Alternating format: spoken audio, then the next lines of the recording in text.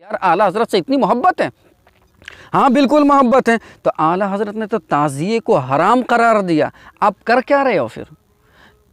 اعلیٰ حضرت نے تو بھیڑ جمع، جہاں پہ مرد جمع ہوتے وہاں پہ خواتینوں کو جانے سے منع فرمایا، حرام قرار دیا، اور کہتے ہو اعلیٰ حضرت سے محبت کرتے ہیں، کہتے ہو تم اولاد رسول سے محبت کرتے، کہتے ہیں ہم کہ اولاد رسول سے ہمیں محبت ہے، اعلیٰ حضرت کے محبت ہے، اعلیٰ حضرت سے ہمیں پیار ہے، حضور تاج الشریعہ سے پیار ہے۔ کیا انہوں نے یہ تعلیم اور یہ تربیت ہمیں دی؟ کیا یہ تربیت ہمیں ملی؟ کیا یہ قرآن میں، کیا قرآن کے متعلق ہے ہمارا طریقہ؟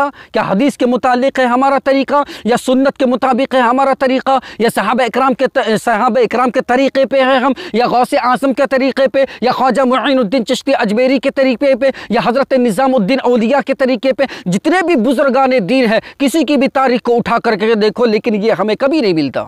ہاں یہ ہمیں کبھی نہیں ملتا۔ میں تو اور جگہوں پہ باہر میں گھوم چکا ہوں، دیکھتا ہوں نا، لوگ ایک دم بڑے سے آتش گدا کو تیار کر رہے ہیں، لوگ وہاں پہ لکڑیاں 20-25 دن پہلے سے لکڑیاں کھودنا شروع کر دیتے ہیں، اور کھود کر کے لکڑیاں ڈالی جاتی ہے، آگ لگائی جاتی ہے، اور خواتینیں عورتیں ٹوکری میں کچھ لے کر کے اور اس کے چکر لگاتے ہیں، اس آگ کے چکر لگا رہے ہیں۔ ذرا ایمانداری کے ساتھ بتائیے، کیا یہ طریقہ اسلام سکھاتا ہے؟ کیا حسین اس سے راضی ہوتے ہیں؟ کیا حسین کے اولاد بھی ان سے راضی ہوتے ہیں؟ بالکل ہرگز نہیں، کیونکہ یاد رکھے، کیونکہ جس طریقے سے، جو طریقہ رسول نے اور آل رسول نے ہمیں بتایا ہے، جو طریقہ ہمیں غوث اعظم کے در سے ملا ہے، جو طریقہ ہمیں خواجہ معین الدین چشتی اجمیری کے در سے ملا ہے، جو طریقہ ہمیں اعلیٰ حضرت کے فیضان سے ملا ہے، جو طریقہ ہمیں حضور تاج الشریعہ کی محبت میں ملا ہے، وہی طریقہ اصل ہے، اور وہی طریقہ ہمارے لیے بنیادی ہے۔ لیکن عزیزان محترم، جو اصل طریقے ہیں ہم نے اسے ترک کر دیا، جو اصل باتیں ہیں ہم نے اسے پیچھے چھوڑ دیا، جو اصل طریقے ہم نے اسے پیچھے چھوڑ لیا، اور کون سے طریقے کو اپنا رہے ہیں ہم؟ ہمارے باپ دادا کرتے تھے تو ہم بھی کریں گے۔ ہمارے باپ دادا اگر حرام کرتے ہو تو اسے بھی جائز سمجھ کر کے ہم کو بھی کرنا ہے۔ اللہ اکبر۔ سوچے کہ آج کا مسلمان کتنی بڑی کھائی کے اندر ہے کہ رسول کو فالو نہیں کر رہے، رسول کے بیٹے حضرت امام حسین کو فالو نہیں کر رہے، ان کو فالو نہیں کر رہے، حضور سیدنا غوث اعظم کے طریقوں کو نہیں اپنا رہے، بلکہ خواجہ معین الدین چشتی اجمیری کے طریقے کو نہیں اپنا رہے، اولیاء کاملین کے طریقے پہ نہیں اپنا رہے، بزرگان دین کے طریقوں کو نہیں اپنا رہے، بلکہ ہم کس کے طریقے کو اپنا رہے؟ باپ دادا کے طریقوں پہ اپنا رہے ہیں، جنہیں ڈھنگ سے اردو سے اپنا نام تک لکھنا نہیں جانتا ہو، ڈھنگ سے اپنا نام، اپنے اولادوں کے نام رکھنے کو تو رکھ لیا، لیکن اولادوں کے نام لکھنے نہیں جانتا ہو، جسے قرآن صحیح سے پڑھنا نہ آتا ہو، جسے رسول کا طریقہ صحیح سے نہیں معلوم، جسے رسول کا سنت جسے پتہ نہیں، جسے حضور سیدنا حضرت امام حسین کا طریقہ اسے پتہ نہیں، حضرت امام حسن کا طریقہ نہیں معلوم، حضرت امام حسین کی سنت نہیں معلوم، غوث اعظم کی سنت نہیں معلوم۔ اللہ اکبر۔ آج وہ کہتا ہے کہ ہم اپنے باپ دادا کے طریقے کو اپنا رہے ہیں، ہم اپنے باپ دادا کے طریقے کے اوپر کام کر رہے ہیں۔ اللہ اکبر، اللہ اکبر۔ ذرا ایمانداری کے ساتھ بتاؤ، کیا تمہارے باپ دادا اگر بیئر پیتے ہو، بوٹل لے کر کے بیٹھے تو تم بھی بیٹھتے؟ کیا کہو گے؟ میرا باپ دادا پیتا تھا اس لیے ہم بھی پی رہے ہیں۔ اللہ اکبر، اللہ اکبر۔ توبہ کرو، اس چیز سے ہر ایک انسان کو بچنا چاہیے۔ لیکن آج میں مکمل طور پہ وضاحت کر دوں کہ میں بالکل تعزیے کے خلاف ہرگز نہیں ہوں، لیکن تعزیے میں جو خرافاتیں ہوتی ہیں اللہ کے فضل سے مجھے اس سے اختلاف ہے۔ مجھے وہ بالکل پسند نہیں جہاں پہ خواتینیں جمع ہوتی ہوں، جہاں پہ عورتیں جمع ہوتی ہوں، جہاں پہ یہ ساری چیزوں کو پابندیوں کے ساتھ خواتینیں آ رہی ہیں، کوئی نقاب میں تو کوئی بغیر نقاب میں، کوئی بازار کے اندر، کوئی میلوں کے اندر آ رہی ہے، گھوم رہی ہے، چل رہی ہے، اور ہزاروں لوگ دیکھنے والے۔ تو ذرا ایمانداری کے ساتھ بتائیے نا، ان لوگوں کے اوپر اللہ کی رحمتیں اتریں گی یا پھر اللہ تبارک و تعالیٰ کا عذابیں اتریں گی؟ اللہ اکبر۔ آج یہی تو وجہ ہے۔ آج کسی نے کہا مجھ سے، حضرت بارش نہیں ہو رہی ہے، بات کیا، مسئلہ کیا ہے؟ میں نے کہا یار اپنے طریقوں کو چینج کر لو، انشاءاللہ اللہ بارش کو کیا ہے ضرور بھیجے گا۔ اپنے اخلاق کو درست کر لو، انشاءاللہ اللہ تبارک و تعالیٰ بارش کو ضرور بھیجے گا۔ آج حضرت امام حسین کا ذکر کی بات کرتے ہیں، یار یہ سب چیزیں ہیں، میں مانتا ہوں، میں کہتا بھی ہوں کہ یہ تعزیے سے ہی ہم کو حضرت امام حسین یاد آ جاتے ہیں۔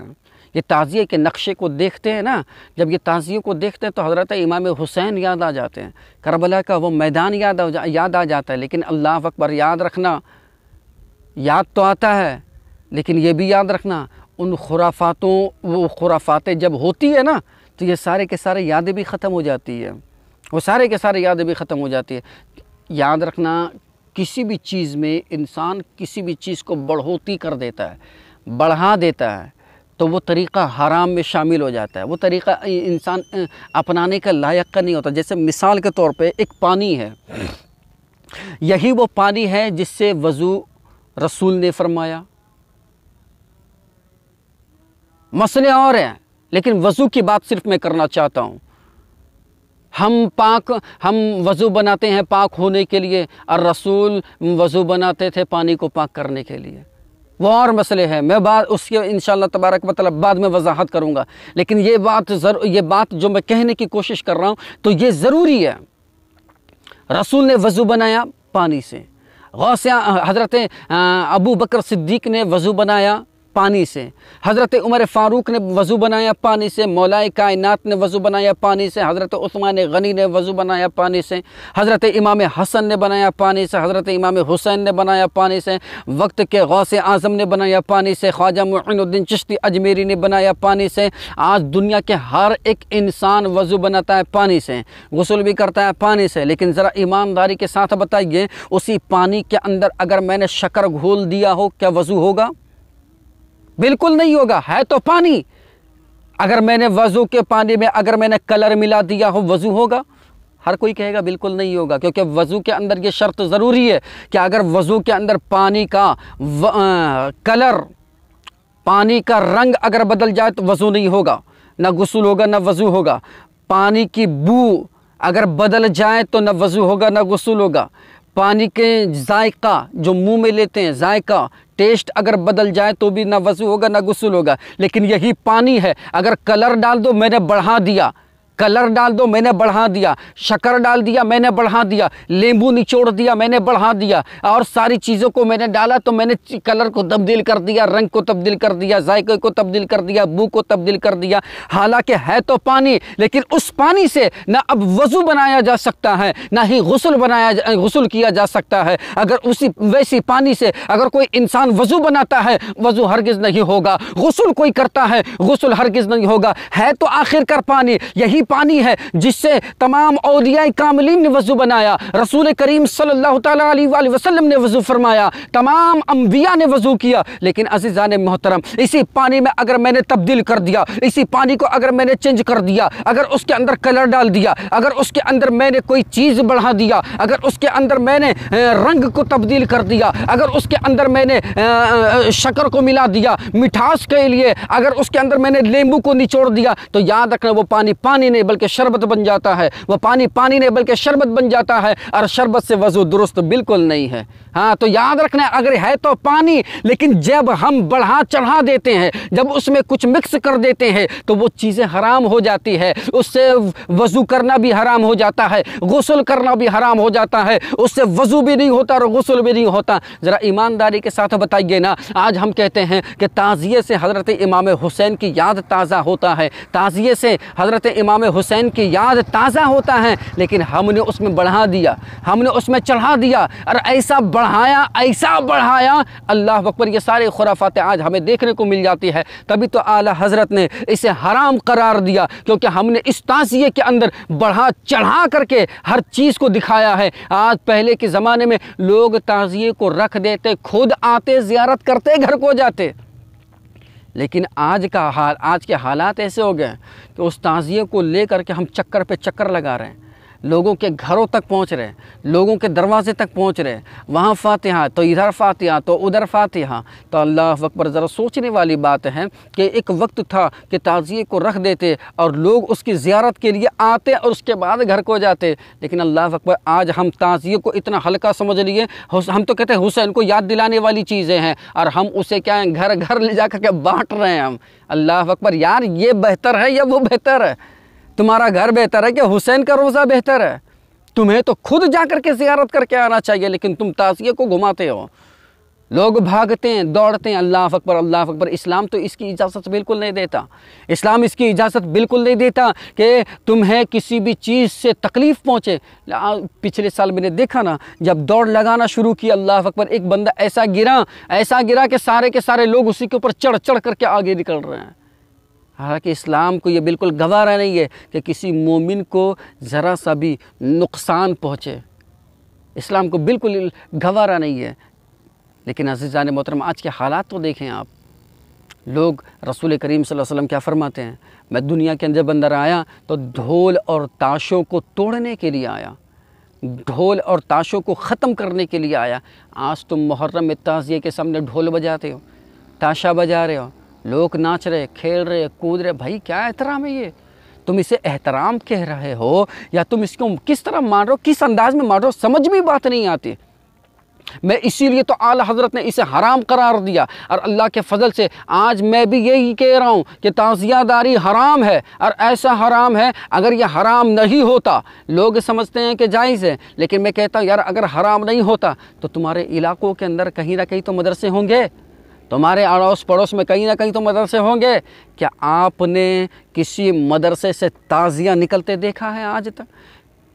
اگر تعزیہ داری اگر جائز ہوتا نا تو میں کہتا ہوں یار سب سے پہلے علماء اہل سنت سب سے پہلے آگے ہوتے ہیں، کیونکہ ان کے پاس علم ہے، اور حضرت امام حسین کے محبت بھی ہے، کیونکہ حضرت امام حسین کے محبت دل کے اندر آئی ہے تو علم کی برکت کی وجہ سے آئی ہے، علم کی وجہ سے آئی ہے۔ اگر علم انسان کے پاس نہ ہوتا تو حضرت امام حسین سے محبت پھر کیسی ہے؟ حضرت امام حسین کو ہم پہچانتے پھر کیسے؟ تو عزیزان محترم دیکھیں نا آج کے حال کے حالات، کہ آج انسان جو ہے سو حرام کو حرام نہیں سمجھ رہا، حلال کو حلال نہیں سمجھ رہا۔ آج تو صبر کرنے کا دن تھا، آج ہمارے پاس جو سامنے جو آیا صبر کرنے کا دن تھا، صبر کرتے، روزہ رکھتے۔ ذرا یار دیکھو تو ذرا کون ہے جو رمضان کی طرح اس بار جو روزے رکھ رہا ہو؟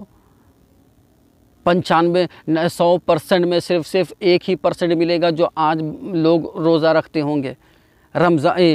محرم الحرام کا مہینے کے 10 روزے رکھتے ہوں گے، 1% ہوگا، بلکہ 99% ایسے ہوگے جو روزہ نہیں رکھتا ہوگا۔ بہت سارے ایسے لوگ رکھتے ہیں، میں بولتا ہوں بہت اچھی بات ہے، لیکن یہ بالکل مت کہنا کہ محرم الحرام کے مہینے میں 10 روزے رکھنا چاہیے، نہیں، بلکہ صرف 2 ہی روزہ ہے، 9ویں کو اور 10ویں کو، بس اتنا ہی، 2 ہی روزہ۔ آپ یہ دوسری چیز یہ بھی ہے، یہ کوئی فرض نہیں ہے، نہ سنت ہے، بلکہ یہ نفل روزہ ہے۔ فرض بھی نہ سمجھ لینا، لیکن بھرپور ثواب دیا جائے گا، کیونکہ حضرت امام حسین کی محبت میں ہم روزہ رکھ رہے ہیں، اور اللہ کے خاطر اللہ کو راضی کرنے کے لیے روزہ رکھتے ہیں۔ تو عزیزان محترم آج کے لیے صرف اتنا ہی کہ یاد رکھیں، سچوں کے ساتھ ہو جائیں، صبر والوں کے ساتھ ہو جائیں، کیونکہ جس نے سچوں کے ساتھ ہوا، جو صبر والوں کے ساتھ ہو گیا، تو یاد رکھیں اس کا دنیا کے اندر بھی وہ بندہ کامیاب ہوتا ہے، اور آخرت کے منزلوں میں بھی بندہ کامیاب ہوتا ہے۔ اور میں تو کہتا ہوں کہ سب سے زیادہ بڑا صبر والے اگر کوئی ہے تو وہ حضرت امام حسین علیہ السلام ہے، جنہوں نے کربلا کے میدان میں صبر کو اختیار کیا۔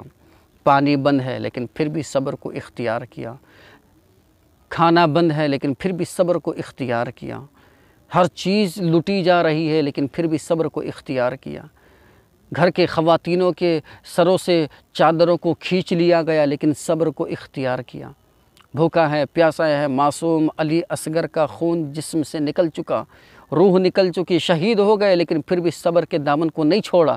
تو عزیزان محترم اس لیے رب تعالیٰ ارشاد فرماتا ہے کہ تم سچوں کے بھی ساتھ ہو جاؤ اور صبر کرنے والوں کے بھی ساتھ ہو جاؤ۔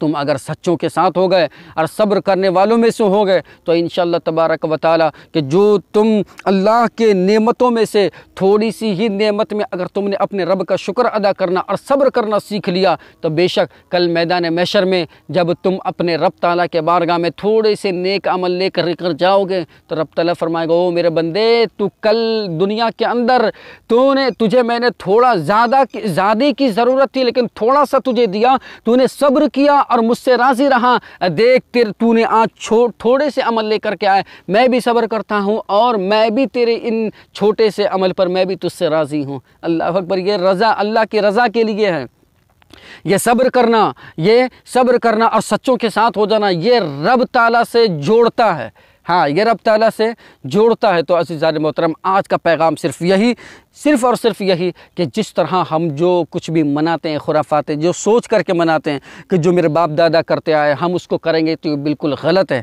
بلکہ ہمیں تو یہ کرنا چاہیے کہ جو ہمارے علماء اکرام بتاتے ہیں کہ صحابہ اکرام کا طریقہ کیا تھا، رسول کا طریقہ کیا تھا، حضرت امام حسین کا طریقہ کیا تھا، حضرت امام حسن کا طریقہ کیا تھا، حضور سیدنا غوث اعظم کا طریقہ کیا تھا، خواجہ معین الدین چشتی اجمیری کا طریقہ کیا تھا، حضرت امام زین العابدین کا طریقہ کیا تھا، یہ ساری چیزیں جو ہے سو ہمارے علماء اکرام تفسیر کے ساتھ اور محبت بھری انداز میں بیان کرتے ہیں اور بتاتے بھی ہیں، اور بڑے مسئلے کو بڑے پیچیدے مسئلے کو بھی آسانی کے ساتھ بتاتے ہیں، عطا کر کے کیا ہے عوام سمجھے اور یہ سارے خرافاتوں سے بچ سکے۔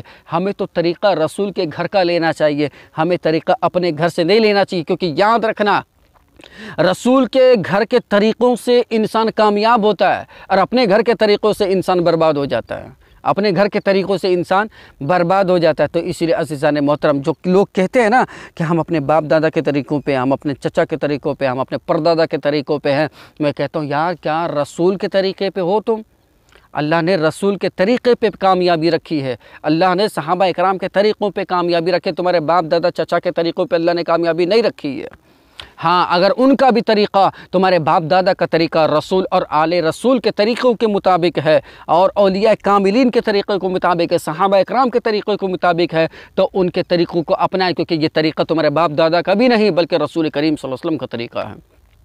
تو عزیزان محترم میں ضرور یہ کہنا چاہوں گا اگر تمہارے باپ دادا کے طریقے رسول سے ملتا ہے تو آپ ان کے طریقوں کو اپنائیں، اور جو طریقہ رسول یا آل رسول یا صحابہ اکرام یا تابعی یا تبع تابعی یا بزرگان دین یا علماء اکرام سے اگر ان سے یہ ملتا نہیں ہے تو ان طریقوں کو نہ اپنائیں، وہ طریقہ سیدھا کی سیدھا گڑھے میں جانے والی ہے، وہ طریقے سے جو انسان عمل کرتا ہے وہ سیدھا کی سیدھا گڑھے میں جانے والی ہیں۔ اللہ رب العزت کے بارگاہ میں دعا کرتا ہوں کہ یا پروردگارہ ہم تمام مسلمانوں کو صحیح سوجھ اور بوجھ عطا فرمائے تاکہ کہ ہم سمجھ سکے کیا چیزیں غلط ہے اور کیا چیزیں صحیح ہے، جو صحیح ہے ہم اسے اپنائیں گے اور جو غلط ہے ہم اس سے توبہ بھی کریں گے، اللہ رب العزت کے بارگاہ میں معافی بھی مانگیں گے اور اللہ رب العزت کو منائیں گے بھی، اور انشاءاللہ تبارک و تعالی حضرت امام حسین کے لیے جو شہادت کو جو مقام ہے محرم الحرام کے 10ویں مہینے کو انشاءاللہ تبارک و تعالی بڑی شان و شوقت کے ساتھ منائیں گے۔ لوگ کہیں گے کہ یار شان و شوقت کے ساتھ امام حسین شہید ہو رہا ہے، شان و شوقت کے ساتھ، تو اس پر میں یہ آیت بیان کر رہا ہوں، میں اس پر اللہ رب العزت کی وہ آیت بتانے کی کوشش کر رہا ہوں کہ رب تعالیٰ ارشاد فرماتا ہے کہ جو میرے راہ میں شہید ہوتا ہے وہ صبح قیامت تک زندہ ہے۔ پتہ چلا کہ میرے حسین اب بھی زندہ ہیں، میرے حسین کل بھی زندہ تھے، میرے حسین آج بھی زندہ ہے، میرے حسین ہمیشہ کے لیے زندہ ہیں۔ اسی لیے کہہ رہا ہوں بڑے ادب کے ساتھ، محبتوں کے ساتھ اور خوشیوں کے ساتھ انشاءاللہ تبارک و تعالی منائیں گے، غموں کے ساتھ نہیں منائیں گے، کیونکہ میرے حسین کل بھی زندہ تھے، آج بھی زندہ ہے، صبح قیامت تک زندہ، میں تو کہتا ہوں جنت میں بھی زندہ، کیونکہ رب تعالیٰ فرماتا ہے نا کہ میرے شہیدوں کو مردہ ہرگز گمان بھی نہ کرنا، ہاں میرے شہیدوں کو ہرگز مردہ گمان بھی مت کرنا، جو انسان گمان کرے وہ کھلا کافر ہے۔ تو عزیزان محترم غم تو ان کا منایا جاتا ہے جو مر جاتے ہیں، میرے حسین کا تو کوئی غم ہی نہیں، میرے حسین تو کر بھی زندہ تھے اور آج بھی زندہ ہے، تو بتائیے کس بنا پر میں ماتم مناؤں؟ ماتم وہ مناوے جس کے حسین مر گئے ہو، میرے حسین تو کل بھی زندہ تھے اور آج بھی زندہ، صبح قیامت تک زندہ رہیں گے۔ اسی لیے ہم اہل سنت کبھی حسین کے لیے غم نہیں مناتے، لیکن اتنا ضرور کرتے ہیں کہ ہم اس دن خوشیاں بھی نہیں مناتے، بلکہ ہم کیا کرتے ہیں ان کے لیے ایصال ثواب کرتے ہیں، ان کے لیے قرآن مجید کی تلاوت کر کے اور لوگوں کو خیر و خیرات کر کے ہم ان کو یہ ثواب جو ان تک پہنچاتے ہیں کہ اللہ تبارک و تعالی ان کو یہ ثواب پہنچے، اور اللہ تبارک و تعالی ان کے صدقے طفیل سے ہماری زندگی کے اندر خوشحالیاں پیدا ہو۔ وما علینا الا البلاغ۔ السلام علیکم ورحمۃ اللہ وبرکاتہ۔